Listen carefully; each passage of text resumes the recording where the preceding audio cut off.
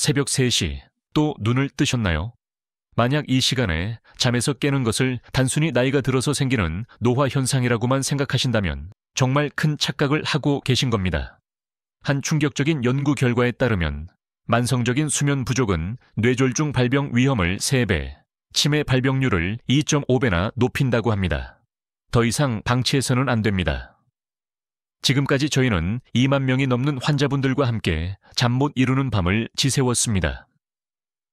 오늘 제가 여러분께 들려드릴 이야기는 수면제 없이 깊은 잠을 되찾은 실제 환자분들의 생생한 경험담입니다. 오늘의 본격적인 건강 이야기에 앞서 여러분께서 채널 구독과 영상 좋아요 버튼을 꼭 눌러주시길 부탁드립니다. 지금 어디에서 이 영상을 보고 계신가요? 댓글로 계신 곳을 알려주시는 것도 잊지 마세요. 이야기는 지난달 응급실로 실려 오셨던 한 어르신의 사례로 시작하겠습니다. 어르신은 새벽 4시경 화장실에서 쓰러지셨습니다. 다행히 사모님께서 일찍 발견하셔서 목숨은 구하셨지만 그 원인은 실로 충격적이었습니다. 선생님, 우리 남편이 3년 동안 하루에 2시간도 채 못 잤어요. 매일 밤을 뜬 눈으로 뒤척이다가 새벽만 되면 거실을 서성이기 일쑤였죠. 부인의 떨리는 목소리에서는 오랜 시간 쌓여온 절박함이 고스란히 느껴졌습니다. 처음에는 그저 나이 탓이려니 하고 대수롭지 않게 넘기셨습니다. 밤 11시에 잠자리에 들어도 새벽 2시까지 잠들지 못했고 겨우 잠이 들어도 새벽 4시면 어김없이 눈이 떠졌습니다. 화장실에 가려고 깨는 것이 아니었습니다. 그냥 정신이 번쩍 들고는 다시 잠들 수가 없었던 겁니다. 그러면 온갖 걱정들이 머릿속을 헤집고 다녔습니다. 의료보험은 제때 냈던가? 아들 녀석은 회사에서 잘 지내나? 내일 병원 예약이 몇 시였더라? 이것이 어르신의 말씀이었습니다. 덩달아 아내분도 잠을 설쳤습니다. 옆에서 뒤척이는 소리, 한숨 소리가 귓가에 생생하게 들렸으니까요. 저까지 덩달아 불면증이 왔어요. 결국 부부 모두 예민해져 사소한 일로 다투는 일이 잦아졌습니다. 어르신의 혈압은 220/140까지 치솟았고 혈당 수치도 400을 넘나들었습니다. 만성적인 수면 부족이 자율신경계를 완전히 파괴한 것입니다. 스트레스 호르몬인 코르티솔은 정상 수치의 5배인 500까지 치솟았습니다.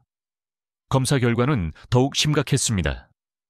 뇌혈관 여러 곳에서 미세한 뇌경색 흔적이 발견되었고 부정맥도 심각한 상태였습니다.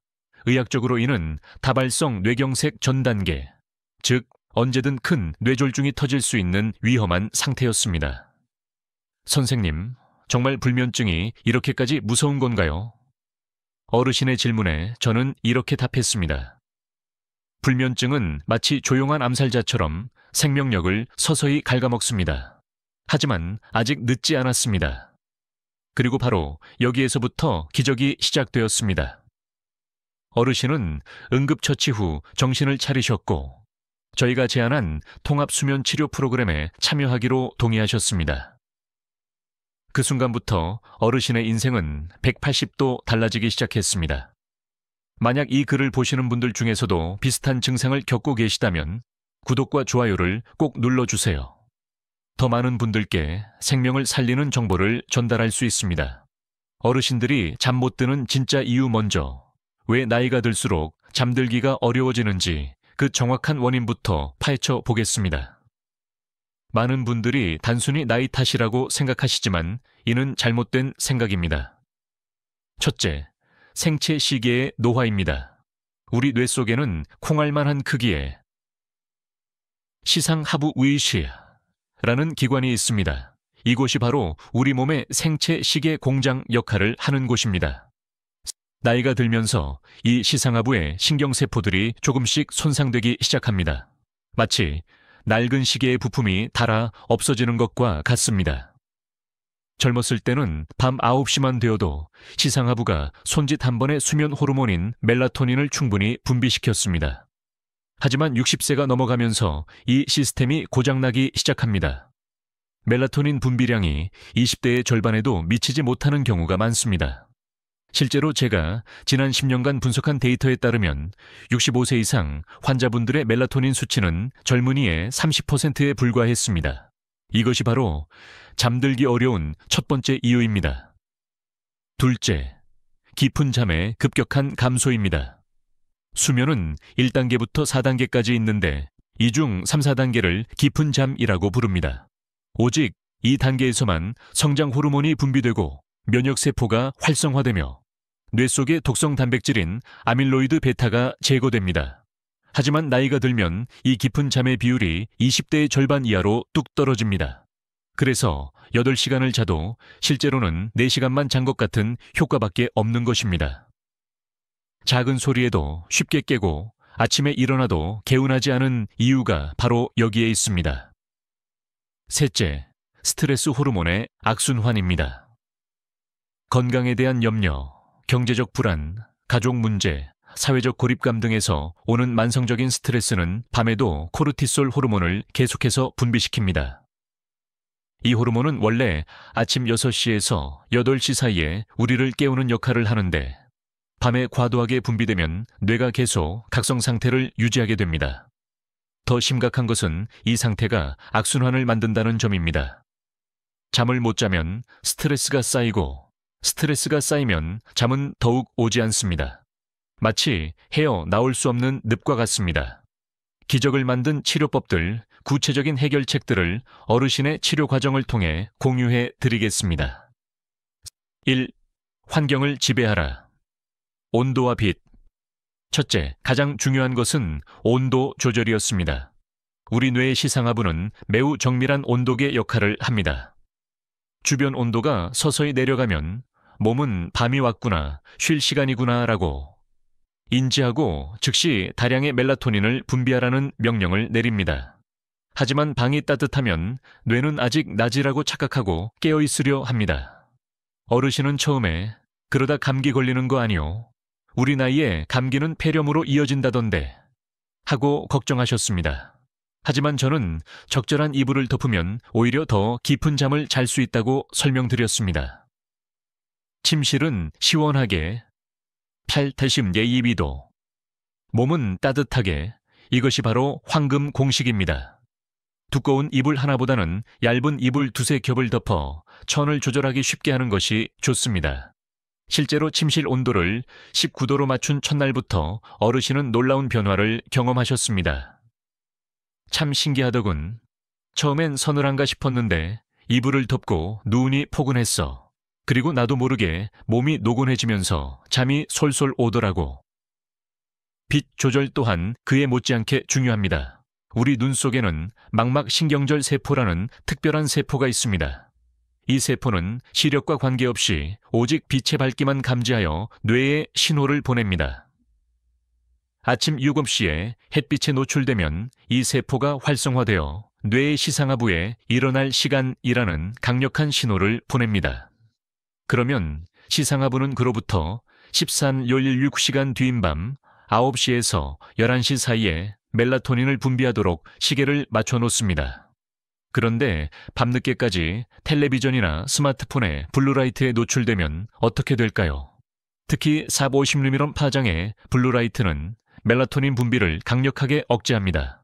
뇌는 여전히 낮이라고 착각하고 멜라토닌 생산을 즉시 중단합니다. 어르신 또한 잠들기 전 뉴스를 보는 습관이 있었습니다. 온종일 집에만 있으니 세상 돌아가는 소식이라도 봐야지. 하지만 이것이 수면을 방해하는 주범 중 하나였습니다.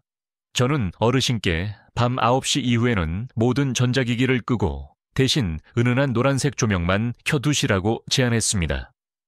처음 며칠은 심심할 수 있지만 몸은 금세 적응하여 자연스럽게 졸음을 느끼게 될 것입니다. 2. 마음을 다스려라. 스트레스 관리법. 두 번째 환자이신 68세 어머님의 경우를 통해 스트레스 관리의 중요성을 공유해 드리겠습니다. 어머님은 남편과 사별하신 후 극심한 불면증에 시달렸습니다. 선생님, 밤만 되면 온갖 걱정이 머릿속을 헤집어놔요. 아들은 직장에서 괜찮을까? 며느리랑은 잘 지내나? 병원비는 어쩌지? 이런 생각들이 꼬리에 꼬리를 물고 이어져서 잠을 잘 수가 없어요. 어머님의 이야기를 자세히 들어보니 상황은 복잡했습니다. 남편과 사별 후 혼자 사는 것이 두려워 아들네 집 근처로 이사했지만 새로운 환경에 적응하는데 어려움을 겪고 계셨습니다. 낮에는 그나마 괜찮아요. 장에도 다녀오고 청소도 하고 드라마도 보면서 시간을 보내니까요. 그런데 밤만 되면 갑자기 모든 게 무서워져요. 남편도 없이 이 넓은 세상에서 어떻게 혼자 살아갈까, 자식들에게 짐이 되는 건 아닐까 걱정이 되고, 어머님의 혈액 검사 결과는 심각했습니다. 코르티솔 수치가 정상의 4배, 염증 수치도 상당히 높았습니다. 바로 이 스트레스 호르몬이 밤에 과도하게 분비되어 온몸을 전투 상태로 만들고 있었던 것입니다.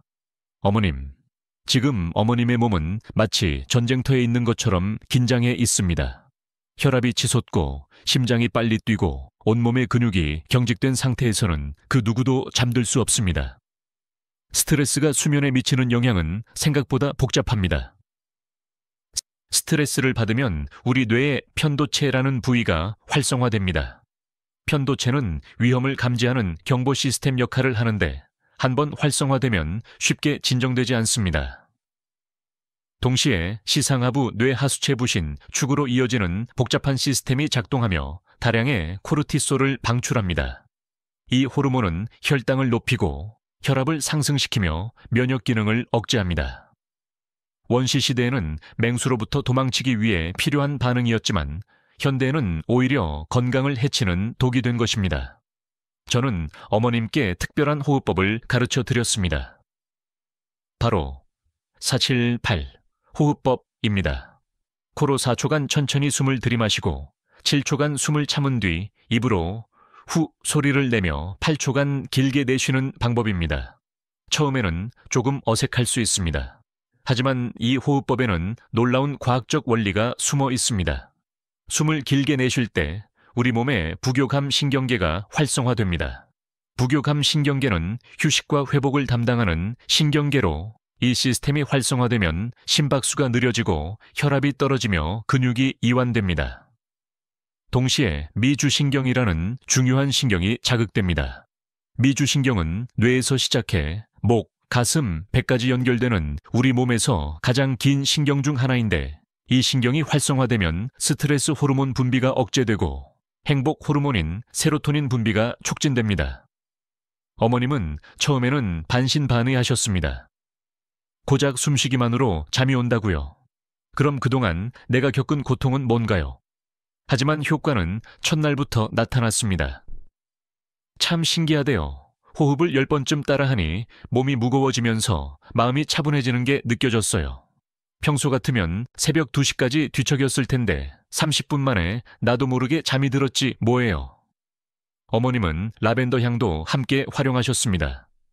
라벤더 오일 한두 방울을 베개에 떨어뜨리는 것만으로도 놀라운 효과를 볼 수 있습니다. 라벤더의 주성분인 리날룰은 후각신경을 통해 단 0.3초 만에 뇌의 변연계에 도달합니다. 변연계는 감정과 기억을 조절하는 뇌의 중심으로 리날룰이 이곳에 도달하면 뇌파가 안정적인 알파파 상태로 바뀌고 코르티솔 수치가 23%까지 감소한다는 사실이 과학적으로 증명되었습니다. 향기 하나가 이렇게 많은 걸 바꿀 줄은 몰랐어요. 라벤더 향을 맡으니 이상하게 마음이 평온해지면서 어릴 적 할머니 댁에서 자던 기억이 나더라고요. 그때의 그 편안함이 다시 느껴지는 것 같았어요. 어머님을 치료하는 과정에서 저희는 또 하나의 재미있는 방법을 발견했습니다. 바로 걱정 일기를 쓰는 것이었습니다. 어머님, 밤에 걱정거리가 떠오를 때마다 침대 옆에 둔 노트에 적어보세요. 길게 쓸 필요도 없어요. 간단한 단어 몇 개만으로도 충분합니다. 처음에는 어색해 하셨지만 며칠 시도해 보시더니 놀라운 효과를 보셨습니다. 참 신기하대요. 걱정거리를 종이에 적으니 이건 잊어버리지 않겠구나 하는 안도감이 드는 건지 뇌가 그 생각에서 자연스럽게 벗어나더라고요. 이것은 인지과학적으로도 근거가 있는 방법입니다. 우리 뇌는 완수되지 않은 과제에 대해 계속 생각하는 경향이 있는데 이를 자이가르닉 효과라고 합니다. 하지만 그 과제를 외부에 기록해두면 뇌는 안심하고 그 생각에서 벗어날 수 있게 됩니다. 다음날 아침에 그 노트를 보면 어떤가요? 제가 여쭤봤습니다. 웃음이 나요. 내가 이런 사소한 것들 때문에 그렇게 속을 끓였나 싶어서요. 낮에는 아무것도 아닌 일들이 왜 밤만 되면 그렇게 크게 느껴지는지 모르겠어요. 정확히 그렇습니다. 밤에는 모든 문제가 더 크고 해결하기 어렵게 느껴집니다. 이는 논리적 사고와 문제 해결을 담당하는 전두엽 피질의 기능이 저하되기 때문입니다. 피곤하면 이 부위의 기능이 떨어져 감정적인 생각에만 매몰되기 쉽습니다. 3. 몸을 채워라. 천연수면제 음식 세 번째 환자는 74세 어르신입니다. 어르신은 당뇨병 때문에 일반적인 수면제를 사용할 수 없었습니다. 혈당 조절 약과 수면제가 상호작용을 일으킬 수 있기 때문입니다. 선생님, 나는 이미 먹는 약이 너무 많아요. 혈압약, 당뇨약, 콜레스테롤 약. 여기에 수면제까지 먹으면 내 뇌와 위장이 버텨낼 수 있을까요? 어르신의 걱정은 지극히 타당했습니다. 그래서 저는 자연 요법을 제안했습니다. 바로 천연 꿀과 소금을 이용한 특별한 음료였습니다. 하지만 어르신은 당뇨가 있으셨기에 꿀 대신 천연 감미료인 스테비아를 사용하기로 했습니다. 당뇨가 있으면 꿀은 안 되지 않습니까? 어르신의 질문에 저는 이렇게 설명드렸습니다. 꿀의 역할을 정확히 이해하시면 됩니다. 꿀이 수면을 돕는 것은 단순히 단맛 때문이 아니라 뇌에 적절한 에너지를 공급하여 휴식 모드로 전환하게 돕기 때문입니다. 스테비아나 자일리톨 같은 천연 감미료로도 비슷한 효과를 낼 수 있습니다. 만드는 법은 아주 간단합니다. 따뜻한 물 200ml의 스테비아 1티스푼과 히말라야 핑크솔트 티스푼을 넣고 잘 저어주면 됩니다. 잠들기 30분 전에 마시는 것이 가장 효과적입니다. 소금을 먹으면 혈압이 오르는 거 아니요. 어르신의 또 다른 걱정이었습니다. 일반 정제염과 천연소금은 완전히 다릅니다. 히말라야, 핑크솔트나 천일염 같은 천연소금에는 나트륨 외에도 마그네슘, 칼슘, 칼륨 등 80여 종의 미네랄이 함유되어 있습니다. 이 미네랄들은 오히려 혈압을 안정시키고 신경을 진정시키는 효과가 있습니다. 특히 마그네슘은 천연 진정제라고 불립니다. 우리 몸에 300가지가 넘는 효소 반응에 관여하는데 그 중에서도 신경 전달과 근육 이완에 핵심적인 역할을 합니다. 현대인의 70%가 마그네슘 부족이라는 연구도 있습니다. 칼륨은 나트륨과 균형을 이루며 세포막의 전기적 안정을 유지합니다. 이는 신경세포의 흥분을 조절하여 과도한 각성을 막는 효과가 있습니다. 칼슘은 신경 전달 물질의 방출을 조절하고 근육 수축을 돕습니다. 어르신은 이 음료를 마신 지 단 5일 만에 놀라운 변화를 경험하셨습니다. 처음에는 반신반의했는데 신기하게도 마시고 20분 정도 지나니 졸음이 쏟아지더군. 새벽에 깨더라도 다시 잠드는 시간이 훨씬 빨라졌어. 더 놀라운 것은 혈당 수치에도 긍정적인 변화가 나타났다는 점입니다. 잠을 푹 자니 인슐린 저항성이 개선되어 혈당 조절이 더 쉬워졌습니다. 당뇨약을 먹어도 떨어지지 않던 혈당이 잠을 잘 자니 안정이 되더군요. 이것 또한 과학적으로 설명이 가능합니다. 수면 부족은 인슐린 저항성을 높여 혈당 조절을 어렵게 만듭니다. 반대로 잠을 충분히 자면 호르몬 균형이 회복되어 당뇨병 관리에도 도움이 되는 것입니다. 저는 어르신께 우유와 바나나의 조합에 대해서도 설명드렸습니다. 우유 속의 트립토판이 뇌로 들어가기 위해서는 혈로의 장벽이라는 까다로운 관문을 통과해야 합니다. 이때 바나나의 탄수화물이 유용한 역할을 합니다. 바나나의 탄수화물이 인슐린 분비를 촉진하면 인슐린은 트립토판의 경쟁자인 다른 아미노산들을 모두 근육으로 보내버립니다. 그러면 트립토판이 뇌로 쉽게 들어갈 수 있는 VIP 통로가 열리는 셈입니다. 우리 어머님들이 잠 안 올 때 타주시던 따뜻한 우유에 꿀 한 스푼. 이것이야말로 위대한 뇌과학의 원리를 정확하게 활용한 삶의 지혜였던 것입니다. 또한 바나나는 근육 이완을 돕는 마그네슘과 칼륨이 풍부하고 트립토판이 세로토닌으로 전환되는 것을 돕는 비타민 B6도 함유하고 있습니다. 견과류에는 멜라토닌 호르몬이 직접 들어있어 말 그대로 먹는 수면제라고 할 수 있습니다. 특히 신맛이 나는 타트체리에는 천연 멜라토닌이 풍부합니다. 미국 루이지애나 주립대학의 한 연구에서는 2주간 타트체리 주스를 마신 사람들의 수면 시간이 평균 85분 증가했다는 놀라운 결과를 발표하기도 했습니다. 하지만 이 음식들을 먹는 타이밍이 효과를 결정합니다. 잠들기 3시간 전에 섭취해야 우리 위장이 소화를 마치고 트립토판이 뇌까지 안전하게 도달할 충분한 시간을 확보할 수 있습니다. 너무 늦게 자기 직전에 먹으면 어떻게 되나요? 어르신의 질문에 저는 이렇게 답했습니다. 위장이 소화를 위해 밤새 일해야 하기 때문에 오히려 깊은 잠을 방해할 수 있습니다.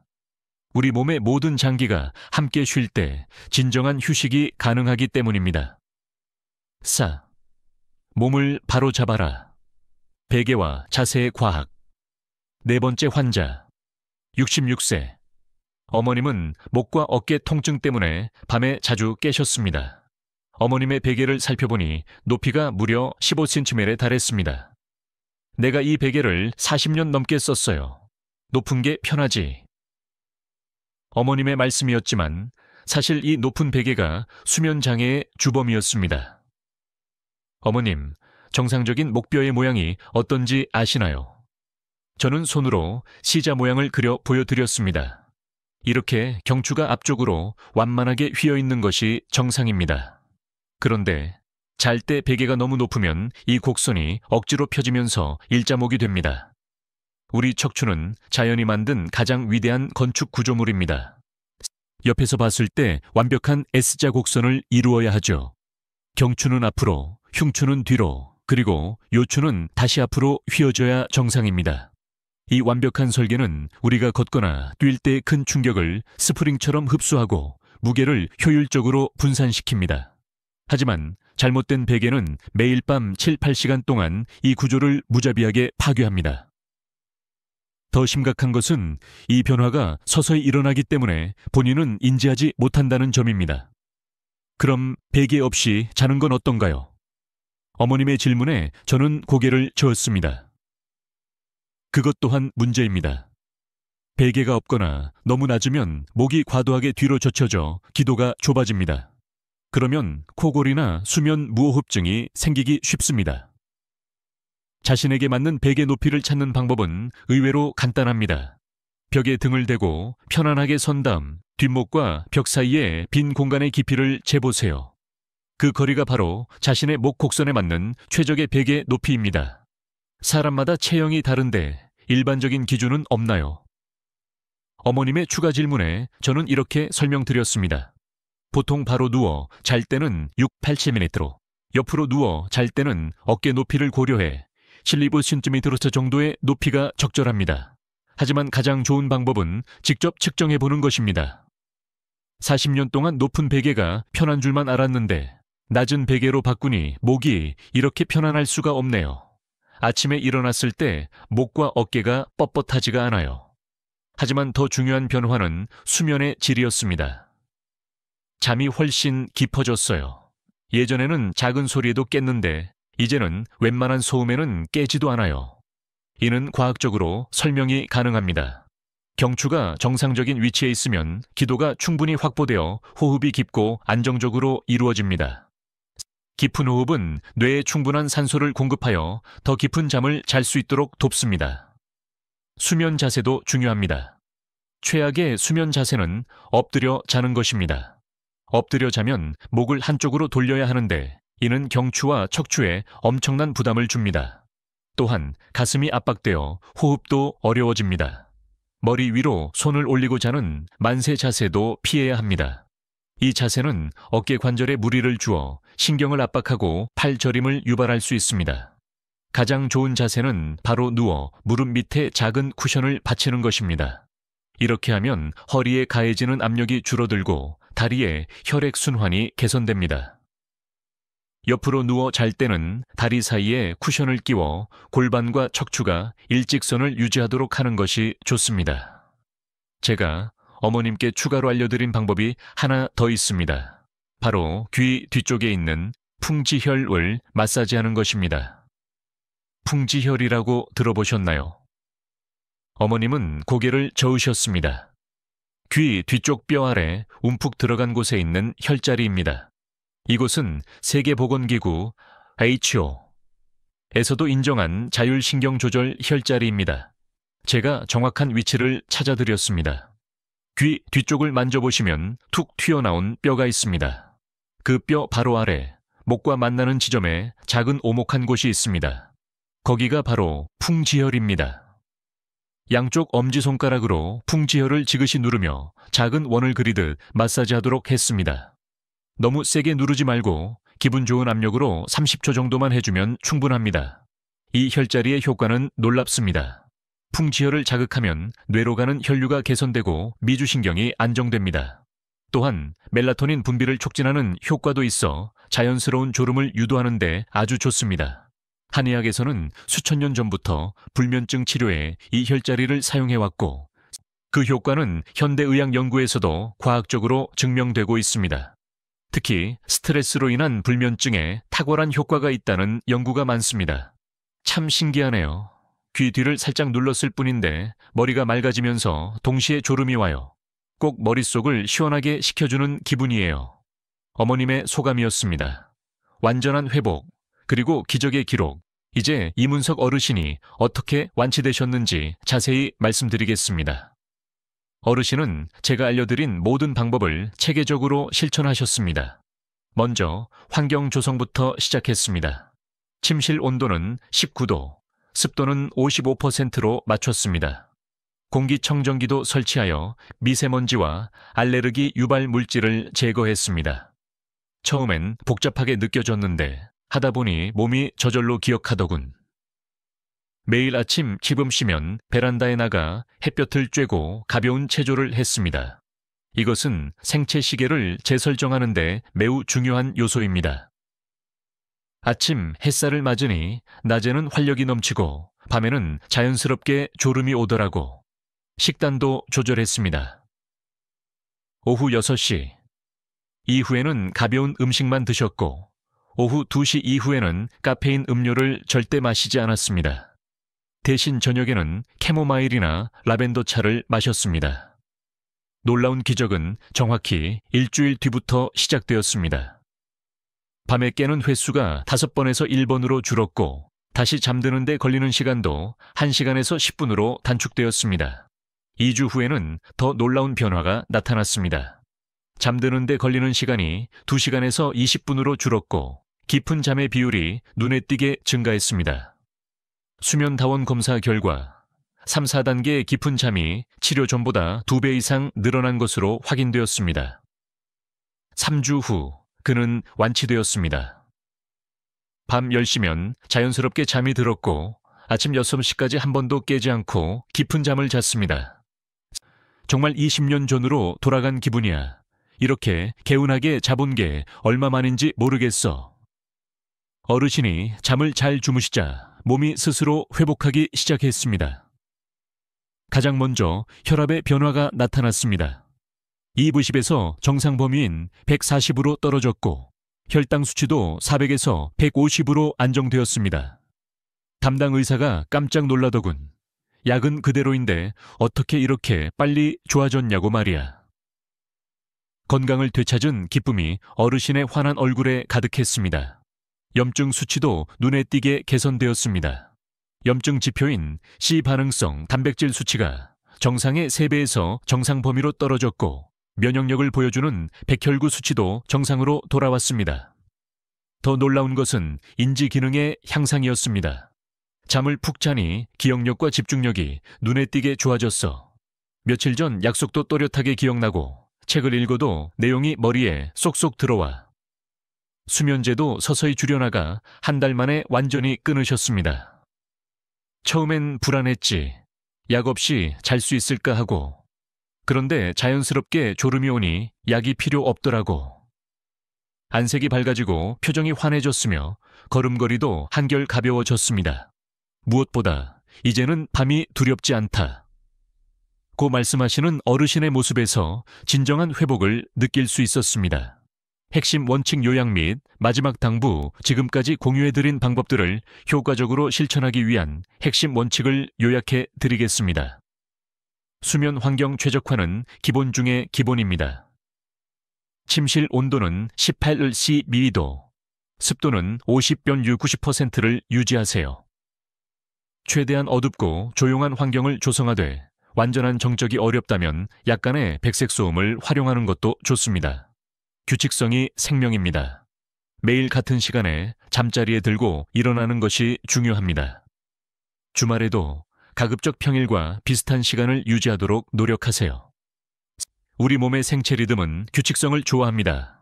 식사와 수면의 타이밍을 맞추세요. 잠들기 3시간 전에는 식사를 마치고 특히 맵거나 기름진 음식은 피하세요.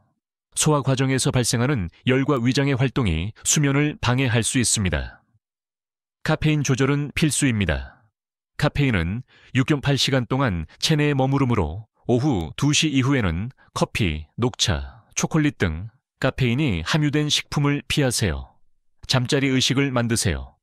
잠들기 30분 전부터 매일 같은 순서로 행동하는 습관을 만드는 것입니다. 예를 들어 따뜻한 물로 발 씻기, 편안한 잠옷으로 갈아입기, 조명 어둡게 하기, 호흡이나 명상 실천하기 등의 루틴을 반복하면 몸과 마음이 자연스럽게 잠들 준비를 하게 됩니다. 마지막으로 69세 어머님의 이야기로 마무리하겠습니다. 어머님은 20년 넘게 노인성 불면증으로 고통받으셨습니다. 여러 병원을 전전하고 온갖 수면제를 다 먹어봤지만 아무 소용이 없었습니다. 선생님, 나는 잠자는 건 오래전에 포기했어요. 나이 들면 어쩔 수 없는 거라고 생각해요. 그냥 눈만 감고 있어도 쉬는 거라 위안하며 살았죠. 처음 뵙던 날 어머님의 모습은 참으로 안쓰러웠습니다.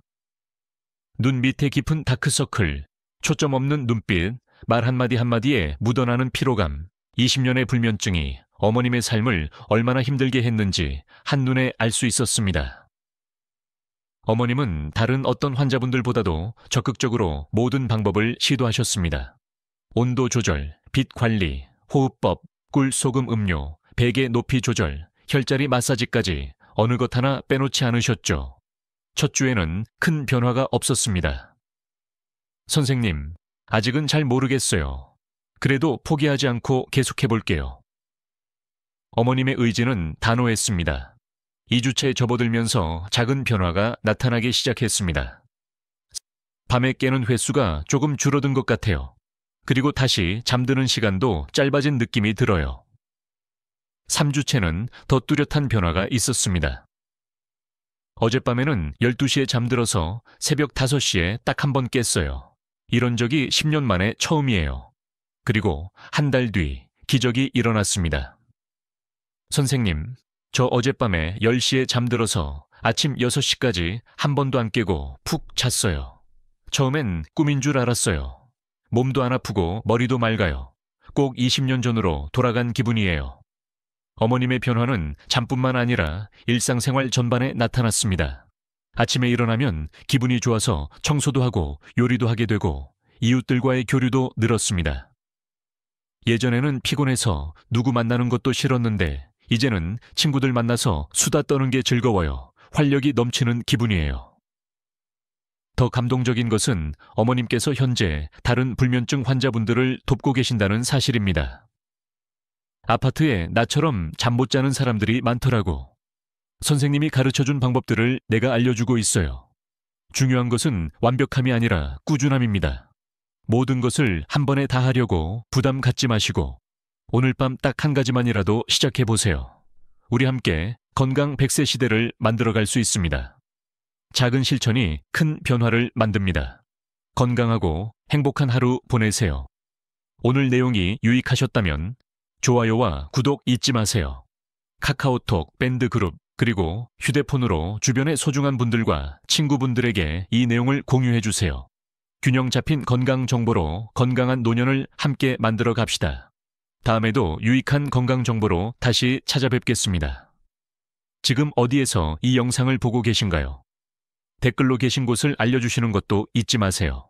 오늘 강의가 유익했다면 다음 영상도 놓치지 않도록 구독, 좋아요, 알림 설정까지 부탁드립니다. 감사합니다. 건강한 하루 보내세요.